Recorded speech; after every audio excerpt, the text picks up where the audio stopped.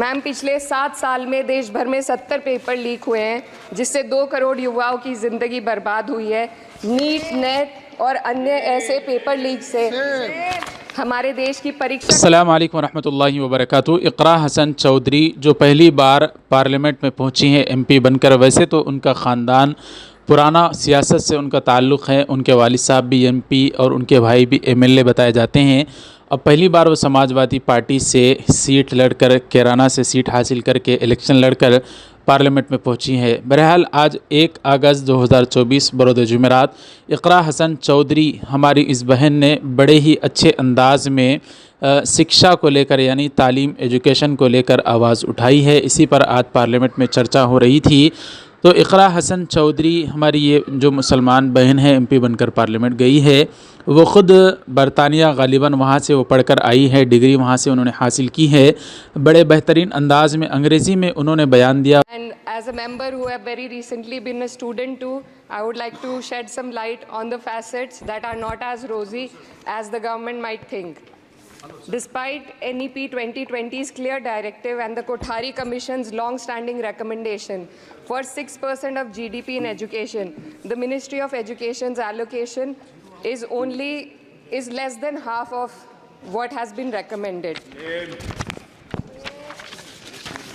The biggest cut has been for the University Grants Commission, which saw a 61% dropping from 6,409 crores to only 25 crore this time, which will affect the higher education of our country.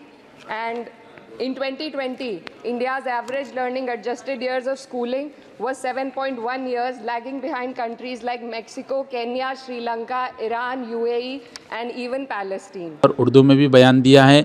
उनका यह बयान आप हज़रात की खिदमत में हम रखने वाले हैं। मुलाहिज़ा फरमाए, इक़रा हसन चौधरी के इस बयान के बाद बहुत सारे ख़ुद बीजेपी और उसके इत्तेहाद के नेताओं ने भी उनकी दाद दी, क्योंकि एजुकेशन हर एक चाहता है, बल्कि इस्लाम में और कुरान का सबसे पहला लफ्ज़ भी एजुकेशन के मुताल्लिक़ ही है, यानी पढ़ने का हुक्म दिया गया।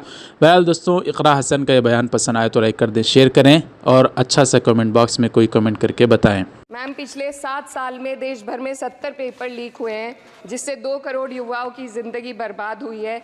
नीट, नेट और अन्य ऐसे पेपर लीक से हमारे देश की परीक्षा कराने वाली संस्थानों की छवि पर गहरा धब्बा लगा है, और जिसके कारण देश के युवा का इस सरकार के निष्पक्ष परीक्षा कराने की क्षमता से भरोसा उठ चुका है। इसी के संदर्भ में एनसीआरबी की जो स्टूडेंट सुसाइड रेट है वो 7.6 हो गई है, ऐसा 2022 की रिपोर्ट में बताया गया था। Ma'am, similarly, the situation is for the NET and DU LLB entrance examination. The abrupt cancellation and the mismanagement of the NTA is a crucial issue that the government needs to look into. Ma'am, I would also like to bring to your attention the discrimination against minorities in this budget allocation, especially in the case of closure of the Maulana Azad Foundation. Despite the Prime Minister's vision of minorities progressing with Quran in one hand and computer in the other, this undermines efforts to boost educational opportunities. It would do well to take a leaf from the Samajwadi Party's government under Akhilesh Yadav ji, which began distributing free laptops to class 12 students in 2012, effectively combating computer illiteracy and bridging digital divide in rural Uttar Pradesh. मेरे संसदीय क्षेत्र कैराना में आपके माध्यम से सरकार से मैं मांग करती हूँ कि विजय सिंह पथिक डिग्री कॉलेज कैराना में बीएड, एलएलबी जैसे कोर्सेज शुरू किए जाने चाहिए, जिनसे युवा और महिला अपने रोजगार खुद ढूंढ सके।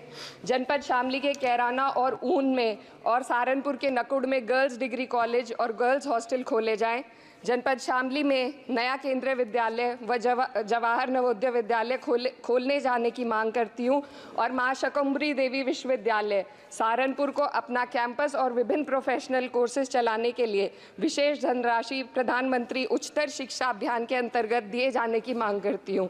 उत्तर प्रदेश राज्य में शिक्षा मित्रों का संयोजन अध्यापकों के पद पर किया जाए, ताकि प्राइमरी एवं जूनियर हाई स्कूलों में शिक्षकों की कमी को दूर किया जा सके। धन्यवाद।